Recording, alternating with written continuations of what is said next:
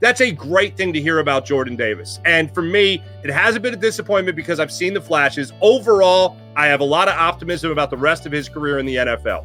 I need to see it last through 17 games of an NFL schedule. And that's when he'll really show you how worthy he is of that first-round pick.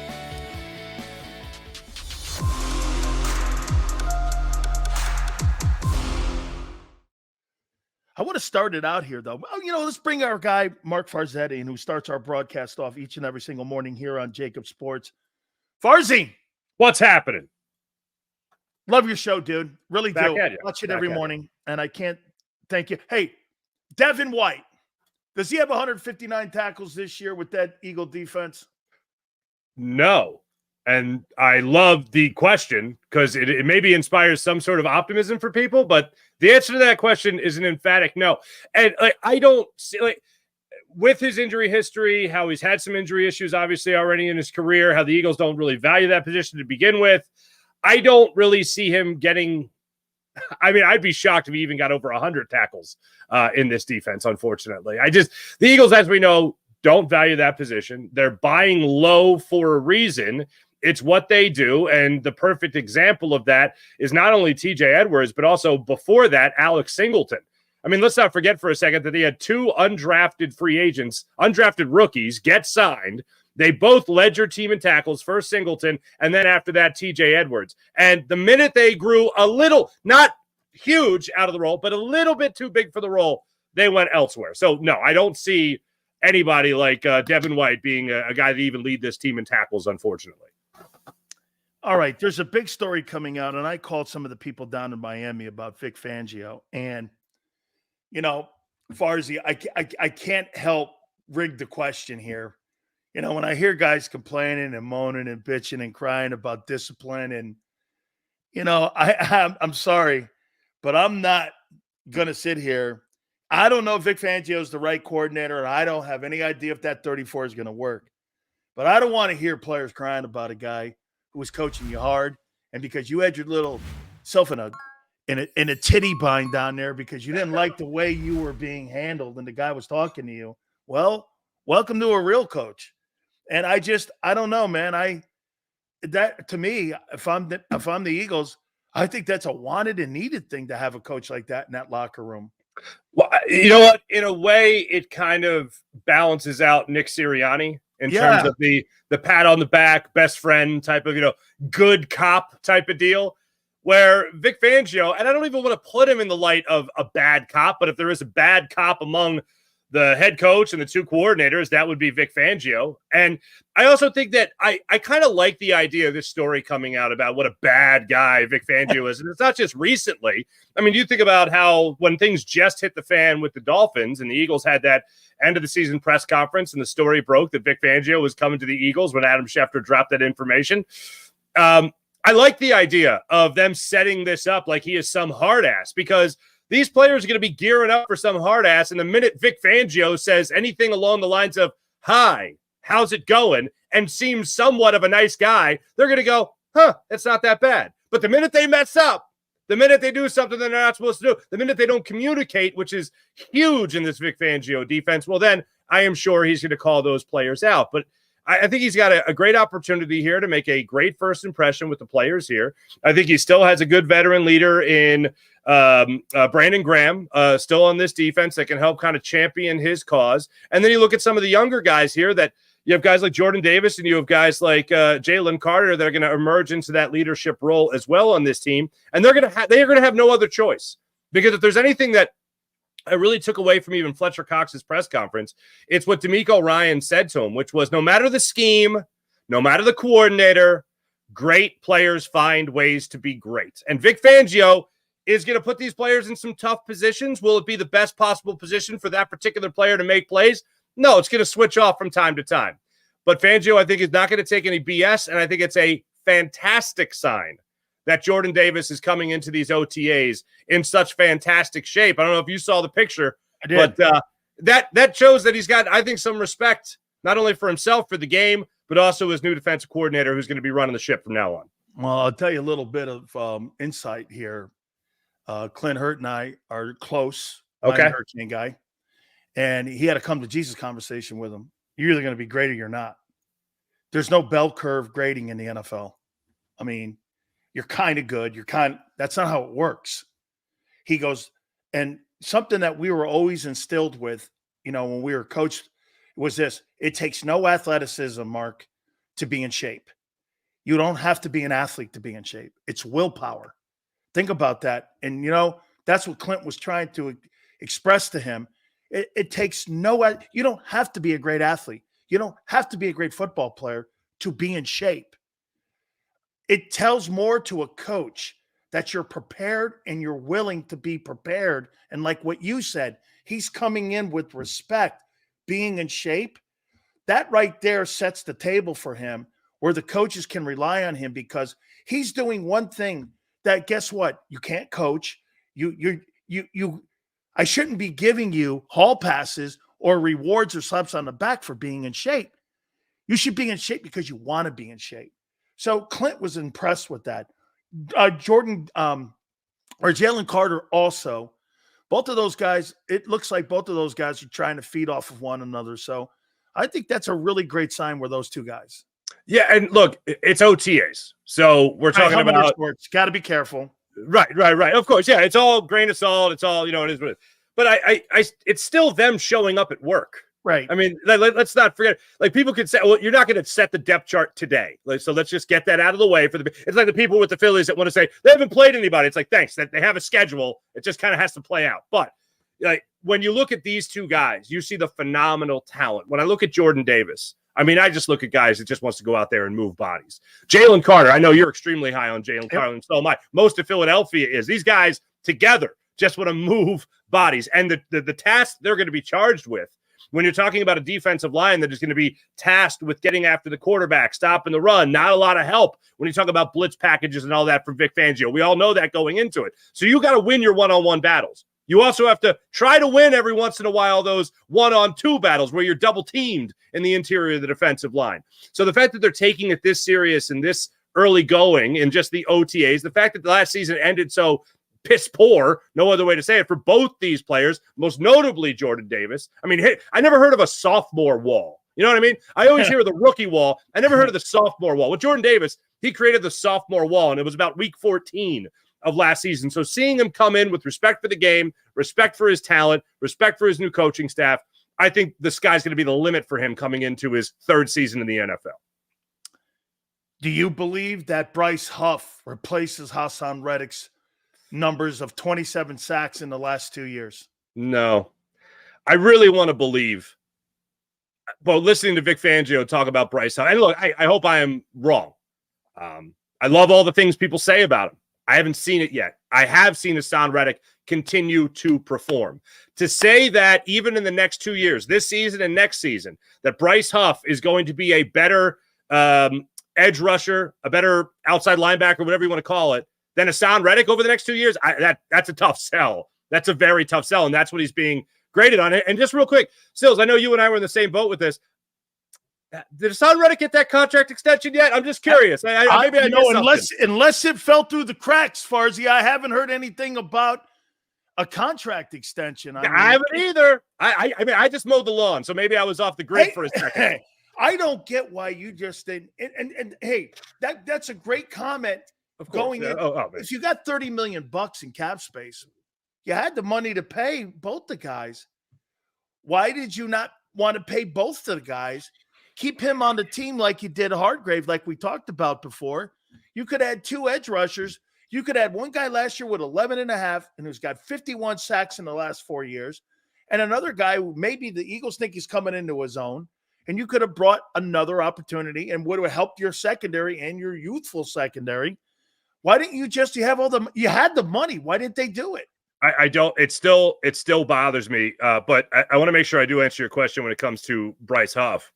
When I hear Vic Fangio talk about a $51 million player as if he's trying out for the team, that's not a great sign. No. And also, let's look at the numbers. You're talking about a guy that played around this, so 41% of the snaps, 43% of the snaps.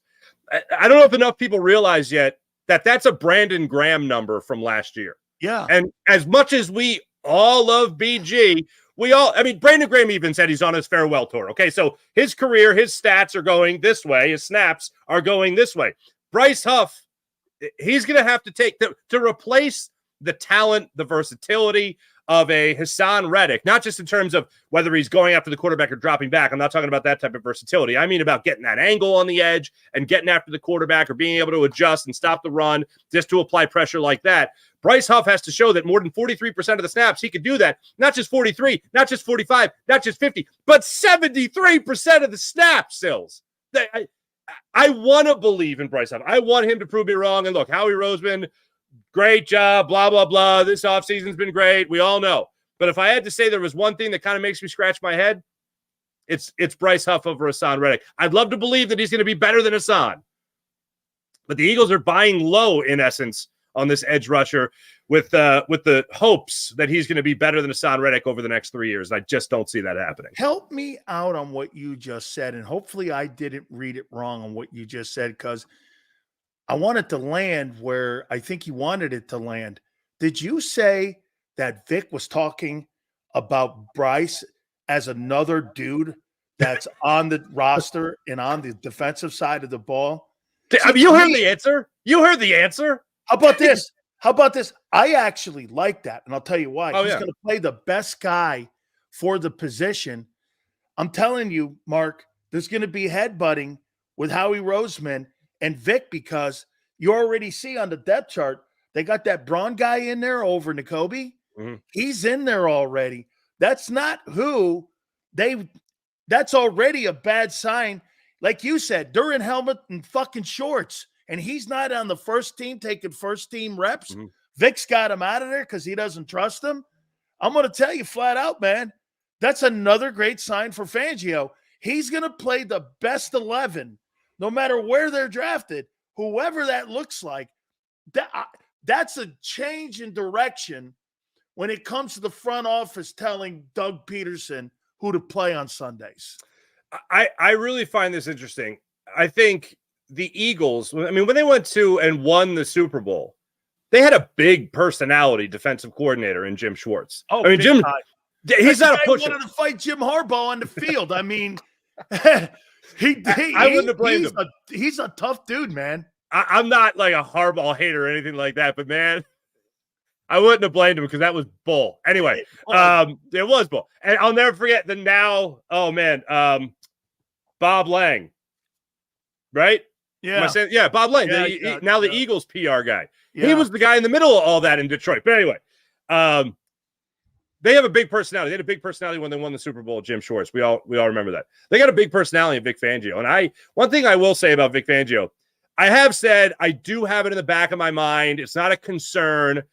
But, when you play through the mind, and we all overthink this, but for me personally, I look at it, I'm like, okay, if things really start to go sour, was this just some cush job with Vic Fangio getting a retirement gig, close to mom, close to the kids, close to home? He threw out the Palladium reference where he got his meals when he was coaching the Philadelphia and Baltimore Stars, and I'm like, I love all that. But if it's just a cush retirement gig, the other side of it is, all right, if I am going to coach for a year or two more, then I'm not going to take any guff from Howie Roseman telling me who's available for me on defense on game day. Like, this is if you guys really want me, and you guys wanted me a year ago, speaking as Vic Fangio, if you wanted me even a year ago or even more than that, then guess what? I'm picking my players. You're not telling me who's available on my defense on game day. I would be very interested to see and learn in the behind-the-scenes goings-on when it comes to that, to see if Howie just said, all right, yeah, you're here, fine. If Jeffrey Lurie said, Howie, if we're hiring him, he's making the decision on who's playing. You get him the best players you think you can get him. But he's going to take it on game day. That I'd be very curious to learn.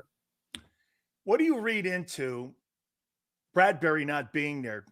Do you think they told him not to show up? Because I'll tell you what, if I came off a shit year like that, I know it's not mandatory, but if I come off a shit year like that, don't you want, when you just drafted 2 corners, I mean, Mark, I'm not missing very many things right now. No. Hey, let's hire 4 new hosts. Wait a minute. What? Yeah, exactly. Yeah, you know what I mean? I mean, the writing on the wall. Hey, we just hired 4 new weekend guys and an overnight guy. These guys were great. And you're like, oh, man, I'll be in that office in 2 months. Hey. Right. Right? So, you're not missing shit, right? No, and then think about what Howie said. I mean, we don't got to be Columbo over here. You know what I'm saying? Well, nice work, detective. Howie Roseman said there's got to be competition at the position, and then he drafts 2 corners. I mean, what the hell, man? Like, what do I think of James Bradberry not being there? I think we should get used to James Bradberry not being there. I think James Bradberry should get used to not being there. I think the Eagles, other Eagles players, members of the secondary, should get used to James Bradberry not being there. That's what I think of James Bradberry not being there. Get used to it because he ain't going to be here. June 1st is approaching faster and faster and faster. So when it comes to the mandatory, June 2nd, June 5th, I think it is. Yeah. Oh, he ain't going to be there either. So, in terms of him not being there, tip of the iceberg, friend. Tip of the iceberg. You don't have to be Columbo. Very good. And a very good Italian reference, too, by the way. Oh, come on now. Gotcha. Speaking of Italians, yesterday Angelo was on. He thinks the Eagles are 1-3 going into the bye. Now, check it out here. Okay. Packers, Falcons, Saints, Bucks, bye. I got them at 2-2. If they're 2-2 or 1-3 going into the bye, how long do they stay with Nick Sirianni? Do you think they're committed on running through the tape with him this year? Or do you think there's something to the fact that Kellen Moore could be given the interim, see how that dynamic works between Jalen and him being an interim, and if it works out well, at the end of the year, they get to the playoffs, they win the East? That's where they named him the head coach, because a great way to replace Nick is a slow start. Oh, absolutely. It's the only way. Like, if you really have it, like, I don't really have it against Nick Sirianni. I hope Nick Sirianni really learned a lot about himself this offseason, and he comes out and he's stick with the Italians. Vince Lombardi when he comes back out. You know what I mean? He's a white sauce guy. I doubt it. Go ahead. But that is so specific. I hope everybody gets that. But when it comes to Nick Sirianni, like, I'm not rooting against the guy. I want him to do well. I don't want to go through another head coaching change and all that stuff. But the only way, if you're really rooting against him, is that the Eagles have to be bad. So you have to, as they say, cut off your nose to spite your face as this goes. But so Marc, I think even if they're good, he's gone, because are you really going to let Kellen Moore walk out the building? And here's the point. You've had 9 coordinators that you have changed out in 4 years. Mm-hmm. On offense and defense. Yeah. When do you get off the conveyor belt? Well, that's the vicious cycle. That's why I thought Nick Sirianni should have been gone at the end of last year. Because, all right, real quick, Sills, name a time in the NFL where a team had a deep playoff run, won a Super Bowl, made it to the Super Bowl, and they're like, firing the head coach, promoting the offensive coordinator. That doesn't happen. It only happens. Antonio Pierce, perfect example of it on the defensive side of things. Defense coordinator, head coach for the Raiders. It's the only time you really see stuff like that happen is when, stuff hits the fan, and the next thing you know, the head coach is gone. You got an interim, and you go, I like this guy. And then he gets a head coaching gig. So if you really don't want Nick Sirianni here in Philadelphia, and I can understand why I have downgraded him. I know the term is CEO head coach. I have said this, I think, to you before. He's a regional manager head coach. He's not even a CEO anymore. But if this team somehow finds a way to win with him being that good cop, if they find a way to win with him being that clubhouse, locker room manager, whatever, well, then they're going to stick with him, and Kellen Moore is going to move on. Because let's not forget, as you and I have talked about many times before, what's the number one job as the head coach of the Philadelphia Eagles? It's to let Jeffrey Lurie and Howie Roseman know they're in charge. After that, everything falls into place. After that, all right, yeah, you go ahead. You give me your offensive ideas, but you better make me, as Jeffrey Lurie and Howie Roseman, feel like we have the power. That's the number one prerequisite on the resume. That guy couldn't run a Sunoco on the New Jersey Turnpike, let alone be the head coach of the Philadelphia Eagles. He's not qualified. Wow. To be the head coach of the Philadelphia Eagles. I mean, and I'm talking to Sunoco's where the guys still have to pump your gas. Oh, yeah. That kind of shit there. I mean, I've never seen anywhere on the planet. Everyone's like, how come? It's a union thing, It's the Paisans in Jersey. What do you want out of me? All right. Go back to Jordan Davis a little bit. Do you think he's been a disappointment? 2 years, I'm going to say not a disappointment. And I don't really like the idea of, you got to wait 3 years to judge draft. I was like, okay, well then I'll do a show in 3 years. Instead, you got to do a show 5 days a week. All right, like it's pass fail, as you pointed out, and referencing Clint Hurt and all those guys. You're looking at this type of defensive line. They need him. Like they need him, and they need. I can't remember a time where I looked at the Eagles' defensive line and went, they're a little thin. At the defensive line, and I mean, you're talking about Howie Roseman every single year at the draft. Well, we know our philosophy is building through the trenches and blah blah blah. Doesn't feel like that this time around, unfortunately. So they are banking on Jordan Davis, Jalen Carter, Milton Williams. That's what they're banking on. That's what they're banking on, to be Fletcher Cox, to be Javon Hargrave, to be Milton Williams, I guess. That's who they're banking on these guys to be. But as far as Jordan Davis goes, he hasn't been a disappointment because I've seen more than just flashes. I have seen him take on double teams and win. I have seen him have it's been a little few and far between, especially at the end of the season, as we all know. But those first 10 weeks of the season, you see the force that is to be reckoned with once he learns how to manage his conditioning and his stamina. And again, look, you talk about not reading a lot into OTAs. I'm reading a lot from a picture at the Eagles charity event. All right. And when he drops that many LBs and looks like he is that ready to rumble, I'm going to buy into it, because I know what the problem has been. And to see him addressing that problem, and hear you talk about that story right there with their defensive line coach as well, that's a great thing to hear about Jordan Davis. And for me, it hasn't been a disappointment because I've seen the flashes. Overall, I have a lot of optimism about the rest of his career in the NFL.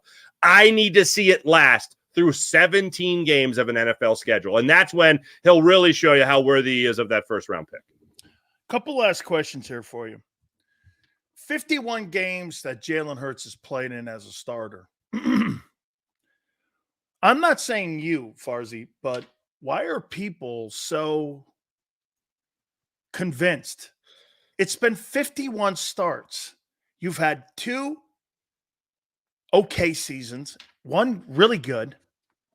I mean, why are you giving him the benefit of the doubt that he's going to be better? I mean, what has he proven to you in 3 completely different years that he's been in the league? And it's 51 games. We're not talking about 17 games or 24 games where, hey, there's still some time. You're talking about a lot of football here. This is 62 he's been involved in. Mm-hmm. He's been in the league for years now, 4. I mean, why do people give him the benefit that he's going to all of a sudden transform himself back to 22? My takeaway is a couple things from Jalen Hurts. One is, if I learned anything from the Carson Wentz fiasco, it's how much a guy needs it between the ears. If I learned anything from the Ben Simmons fiasco, it's work ethic. And I look at Jalen Hurts as a guy that has the determination and the mindset to go out there and be great. And you could say that it's Jeffrey Lurie just talking up his guy. I've never heard an owner talk about an athlete in any sport the way Jeffrey Lurie spoke about Jalen Hurts. And his quote from before last year was, he's never been around somebody that has a extreme dedication to be phenomenal. That's deifying somebody. That is the highest of praise you can give an athlete. And I think there's huge notes of truth to that. And ultimately, that's what makes me have faith in terms of what Jalen Hurts' career will give the city of Philadelphia. In terms of something more tangible, you talk about that 53 games. You're talking about 30 of those games where he's been a leading MVP candidate. You're talking about all of 2022. You're talking about going into week 13 of last year. He was the MVP favorite in the NFL. Was he, to me, still playing at the same level that he was at in 2022? No. But he was the lead. He was the odds-on favorite to win the MVP, and then everything went to hell. Everything went to hell. A lot of that's on the quarterback. A lot of that's on the coaching staff. Some of it has to do with injuries. But when it comes to Jalen Hurts, you're talking about a 30-game stretch there where he's competing with Patrick Mahomes. He goes to a Super Bowl, takes his team to the playoffs again for a 3rd straight year, is the odds-on favorite to be the MVP in the following season to that as well before everything went to hell. That's why I have faith in Jalen Hurts. And I put it this way, if there's any silver lining, and I'm not a silver lining guy, but if you had to go to it, if you don't come out of the gates firing with this offense, as you and I have talked about many times before, there's no excuses. for Jalen Hurts this year. There's no, well, it's a rookie defensive coordinator or offensive coordinator. Hell with that. This guy's got 5 years experience. He's got a number one offense. Well, the weapons around him are all pros. So what the hell are you talking about? You know, they're of that talent level. So no excuse. Like, what are you going to do? Blame Cam Jurgens? Like, I don't think so. Because then you're blaming Jason Kelce de facto, who's helping coach this guy up at the same time. And he's always around the NovaCare complex. How about that? Jason Kelce's around the NovaCare complex, so he gets a free lift. I'm sure he's hurting, let me tell you. Anyway, but I that's why, to answer your question, that's why I still have faith in Jalen Hurts. So, yeah, you could go ahead and say me. You can put it on me. Oh, okay. Blame me. Then I'll go. You have all this faith in him. Why wasn't he part of being a problem solver then last year at the end of the meltdown? Absolutely valid. That is still a question I have, but I have faith because of what I've seen from him on the football field for those 30 games. Like, here's the thing. I don't understand. You think there's more of a sample size of excellence than there is of... Hell yeah. Okay. Hell yeah. And there's also a sample size, especially when you talk about... comment. Put it this way. One of the things I really loved about Jalen Hurts, even before he was ever in an MVP conversation, was when all the stuff was being talked about Aaron Rodgers, and not just talk about Russell Wilson, but like legit reports of the Eagles offering Russell Wilson a deal. And Russell Wilson had a deal on the table. He voided it. And Russell Wilson, I believe, even commented on that on his podcast. But yes, he voided it. Jalen Hurts, through that entire he was nobody. Every time he was talked about, every time they brought it up to him, hey, the Aaron Rodgers thing, this, that, in training camp, when he's supposed to be getting ready for his dream to be accomplished. Was he distracted? Did he turtle up? Did he cry? No. He said, I'm above it all. I have a job to do. And I'll be damned if I'm going to let anything distract me from things that I can control. And I just thought, man, if you're coaching up an athlete, a young athlete, that's the exact mindset you want that player to have. And that's why I have faith. What really matters for athletes is, I think, of all the people I've talked to, and you've certainly talked to more than I have, and you've been in the trenches literally with those guys. But what really impresses me are the guys that have the mental fortitude to say, to hell with everything else, I'm going to control what's in front of me. And that's what Jalen Hurts has. Hey, Mark, that's why I failed in Tampa. It's because, no, honestly, it's because that's why I failed freshman year in high school. Hey, I failed with the Bucs because I couldn't overcome the losing and the poor coaching. And I didn't have all the things that I had learned at Miami with Jimmy and all them guys went to hell because you know what I did? I allowed the environment, the poor coaching, and every out of position, not being in a proper position, the shitty coaching, all of it plays a factor in a guy's success. There's no question about environment. And the good ones, like this guy, rise above it. And they excel no matter what's in the building. And there is, I believe you're right, and there's something to that. Well, I want to expand that then with this. Okay. You, Eagle fans, have amnesia. Or you're delusional sometimes on things, and you have great passion, which is awesome, and I love it. And I told Angie this yesterday. However, why are you giving the full team a pass? And why are you assuming with this schedule, they're going to win 13, 12 games when they still haven't really addressed the meltdown of a year ago on what happened? The coach is still in the building. Some of the same decision makings are still being made.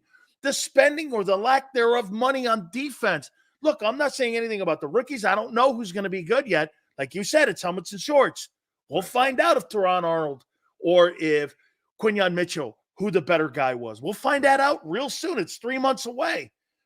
Why are people going, oh, we're going to win 12, 13 games when you're coming off of a football team that went nuclear on both sides of the ball? Yeah, that really did suck. And I don't really believe in passes for anybody, which is why both coordinators got fired. You think that was an anomaly? At the end of last year? Yes.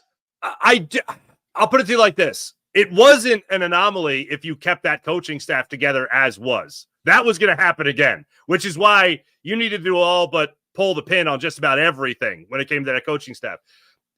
Nick Sirianni is still the head coach of this football team.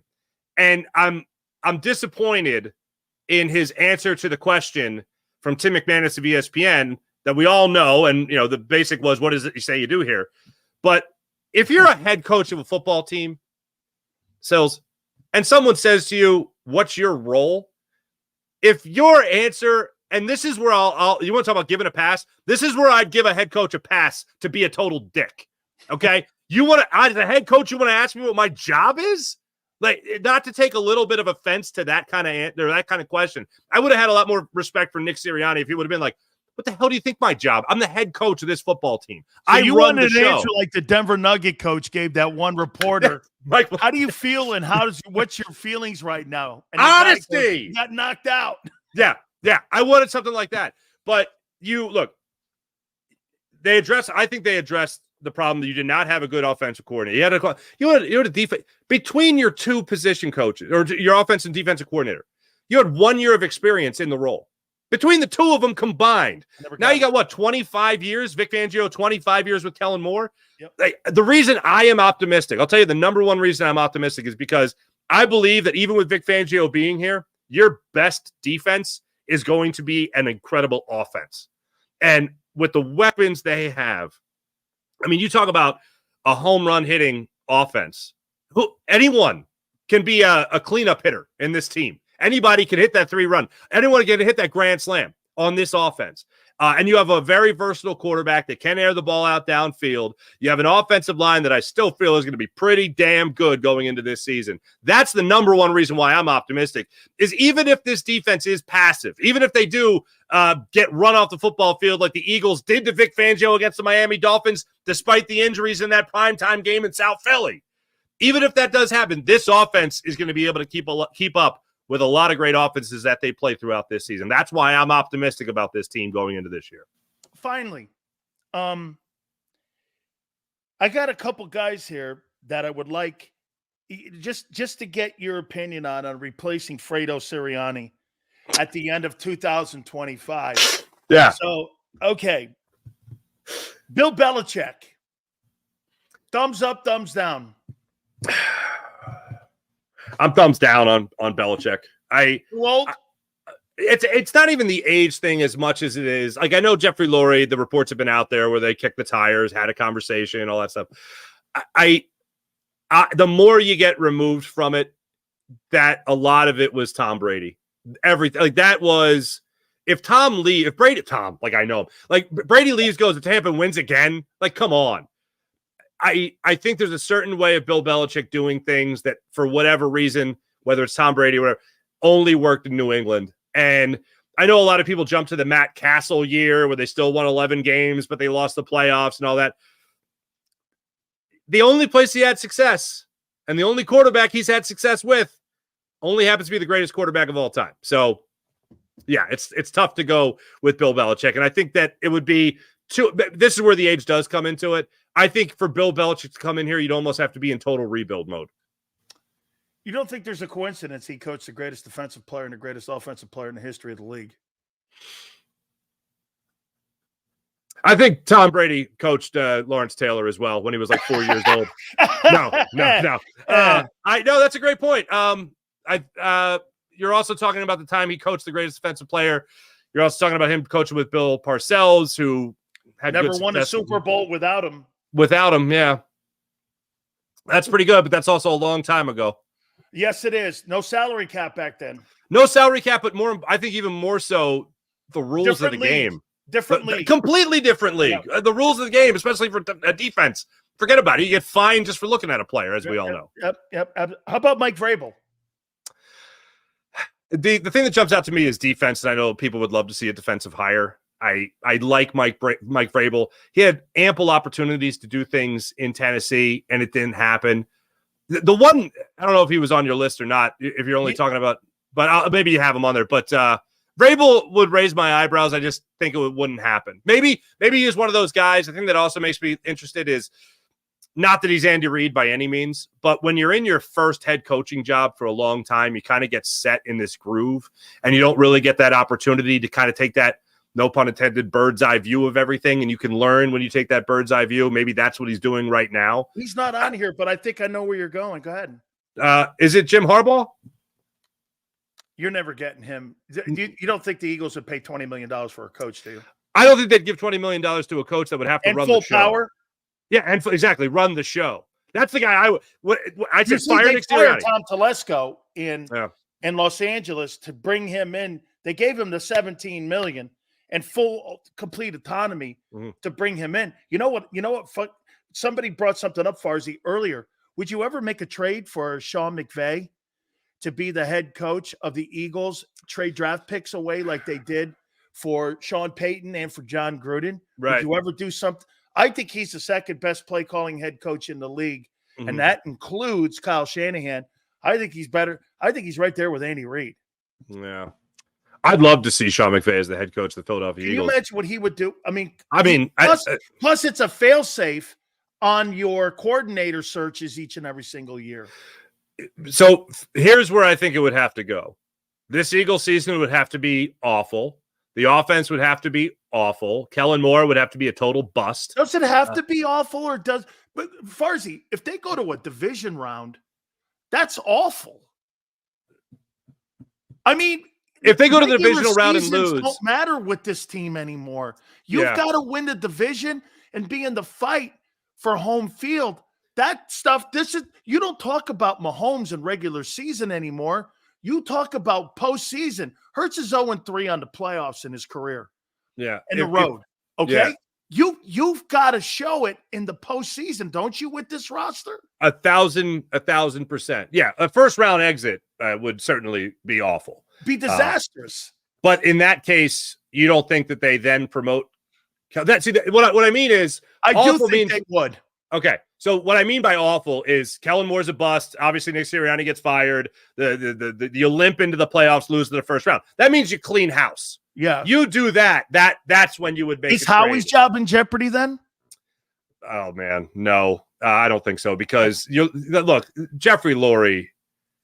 At this point, and I think Howie's done a great job, but at this point, Howie Roseman has become the safety net for Jeffrey Lurie. I mean, the Chip Kelly debacle, 2 years later, as the old joke goes, Howie Roseman damage on the owner. Yeah. Oh, absolutely. That reign of terror in Philly did that much damage to Jeffrey Lurie's structure and power structure with the Eagles that he's not duplicating anything like that again. Well, put it to you like this. Not only was it so terrible in how it was burned down, but how it was rebuilt by Howie Roseman. 2 years later, you won the Super Bowl. So Howie ain't going. Howie's a lifetime Eagles general manager. As long as he wants that job, he's going to have it. You talk about things being awful. Things would have to be terrible for a long time.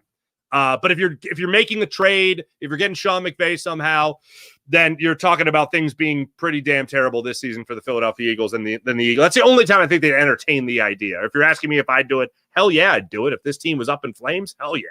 Okay, I'm gonna to shorten this up. I'm gonna combine this.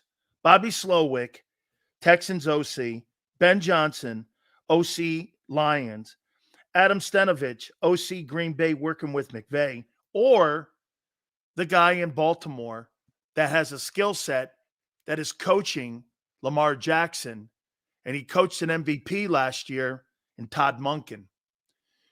Which one of those guys do you think you would want to earmark in case everything goes sideways? We're having a little fun here with this. Yeah. What type of coach would you want to see being brought in? Because if you bring Monken in, you're assuming that you're going to go forward with Jalen even more years because that's the style that fits Lamar and him. I mean, he just coached a guy to an MVP season and a 13-win season and the number one seed in the AFC. I mean, doesn't that guy make the proper fit? Absolutely. It's funny you mentioned that. I just had this conversation. And there's one more thing. And it's all the things you mentioned. You're absolutely on point. There's one. Now it's really Columbo. There's one more thing, Sills. Who does he work for now? Jim Harbaugh or John Harbaugh? John Harbaugh. John Harbaugh worked for who that Jeffrey Lurie loves so much to this day? Andy Reid. So it's an extension of the Andy Reid coaching tree. Jeffrey Lurie loves his history, and he loves connections like that. He loves John Harbaugh, as we all know as well. To get somebody from, even at this point, I guess it's not even, it's a leaf off the tree, and he's had success, and he's got experience. It's definitely somebody that Jeffrey Lurie would be looking at. Absolutely there.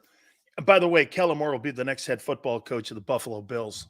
Ooh, look at you. All right. He goes up to Buffalo and coaches Josh Allen. If there's success, he goes up there and coaches it. On the way out the door here, your Phillies, 14 losses only, 30-plus games they've won now. One thing that organization has struggled with for the last since they won the World Series has been starting pitching and the back end of the bullpen.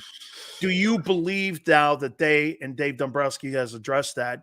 And is this the team to beat in the National League, or is it still the Braves yet to come? And to me, always too, Farzy, you got to kind of wait till the All-Star break, and then you see what happens after the All-Star break. But do they have enough pitching in that organization to make this thing and go through the tape this year? I think that they still need a slam-the-door type of closer. I'm not sure who that is yet. We still got a while before the trade deadline. Love that everyone's talking about it now. But I remember Roy Halladay, Cliff. I mean, it wasn't that long ago. Roy Halladay, Cliff Lee were on this. Cole Hamels, Roy Oswalt. This is better than that. Watching these guys, Zach Wheeler, Aaron Nola, Ranger Suarez, watching those guys has been amazing this year. The bullpen has been great this year. They're much better than I thought they'd be with Jose Alvarado. Jeff Hoffman struggled last night, but the bullpen's been incredible. What's really fascinating about this Phillies team is it's a next man up mentality, but not in terms of injury necessarily. Trey Turner being hurt is obviously something to keep an eye on, but it's one guy struggles, another guy gets hot. The two constants are Ranger Suarez and Alec Boehm. Then everybody else kind of goes, like Bryce Harper finally gets hot. Nick Castellanos, after a 2-week stretch where he was actually hitting the ball, he goes back to ice cold. Brandon Marsh was doing fantastic. He cools off. JT Realmuto gets hot. Like, somebody else gets hot in this lineup. And there's what's really impressive is that there is no Superman gene. Like, nobody just sits back and says, all right, Bryce Harper's just going to win it for us. Everybody else takes an opportunity. And how good do you have to be if you're Alec Boehm, if you're in a lineup with Kyle Schwarber and Bryce Harper and JT Realmuto and Nick Castellanos, who's still a name, but we know what Nick Castellanos is, and you're the cleanup hitter in this offense. You're wedged in the middle of that. You're getting pitches to hit. Yeah. Oh, absolutely. And he's grooving 438 with runners in scoring position and 2 outs. Yeah. That's clutch, baby. That's clutch. You know, the best general manager in Philadelphia is Dave Dombrowski. It's not Howie Roseman. Yeah. Oh, yeah. You know what? I've made that same point when you talk about overall career, of course. I mean, yes. You're talking about a guy who's been to, 5 World Series? Marlins, they won. I think he won at Detroit and also in Boston. I mean, he traded for Darren Dalton. Yeah. Yeah. He went to it in Detroit. They lost to the Scott Rowland Cardinals. Yep. And then, won in Boston as well. But, yeah, from people I've talked to, they have him as, like, a lot of the baseball people I talk to talk about him as, like, the best baseball man they've ever talked to. Ever. Dave Dombrowski is just a baseball man. When I was down in Miami, he worked down there with Larry Beinfest, and I had a chance to talk with Dave when he was down there, and they were putting that minor league system together, and they had Miguel Cabrera, and they had all these guys, and I'll never forget when he got the job to go to Detroit, and I remember talking to him on my radio show. He goes, Dan, you know what the Marlins said? He's a fat drunk. I said, well, if a Triple Crown hitter is a fat drunk, give me 9 of them. Hey, give me 9 of those guys. Remember he had that issue like that with there was a drinking issue down there. Yeah. And the art collector down there didn't know what the hell he was doing with the Marlins. And he goes, yeah, so they wanted to dump him, but Dombrowski was so good on player development and with Fernandez and all them young players that they had down there. And it was a lot to do with Dave. I think Dave and Theo Epstein are the 2 people that I've talked to that have built organizations in my time in sports radio. That 2 of the best general managers I've ever seen in baseball. Yeah, very, very fair. Very fair. Miguel Cabrera, 19 years old, hitting that home run off Clemens after he brushed him back. Unbelievable at night. Hey, by the way, too, name me a better right-hand hitter in baseball in the last 25 years than Miguel Cabrera. He's won multiple, if I'm not mistaken, 2-time MVP. He's won a Triple Crown. He's won the home run title 3 times. He's won the RBI title 4. He's won 4-time batting or 3-time batting champion. Can you name I mean, this guy's a modern day Henry Aaron. The only guy home runs. I'm trying to think. The only guy at throwback is Pujols. Oh yeah, okay. That's the only guy I'd throw back. But I mean, you're talking about top 2. Holy good Lord. And Pujols really was never the same, Mark, after he went to the American League and he left the Cardinals. And when he went, when he went to Anaheim, I never thought he was ever really the same guy when he was in St. Louis. When he was in St. Louis, this guy was on pace for like Pete Rose, 4,000 hits, 700 home runs. I mean, Pujols is probably Pujols, A-Rod, and Cabrera have to be the best right-hand hitters in the last 25, 30 years. Real quick, I'll just give you this. I just heard a story from Scott Rowland recently about Albert Pujols trying to tell him how to adjust on an inside fastball. And Albert Pujols is like, no, this is what you do. You just get down and he's trying to break it down for him. And Scott Rowland goes, no, that's what you do. You're not human. We're all human. I can't do what you're doing right now. I love that story. But anyway. Absolutely, man. Thank you so much, Farzi. I really appreciate it. Always a pleasure, brother. Take it easy. You got it. The great Marc Farzetta. Don't forget to listen to him to start off our broadcasting. All right. Where are we right now, Xander, in the hit count? Got to get to 200, guys. Let's get to 200 here, man. Where are we in the hit count? 168. All right, guys. We're a little behind. Need about 32 to the top of the hour. 32 to get to 200 likes. Could use your help here. Thank you guys so much. We really appreciate it. Hit the like button. Keep it here, National Football Show. If you missed any of today's show on the JAKIB Media channel, listen to the podcast on your way home. Available on YouTube, Apple, and Spotify.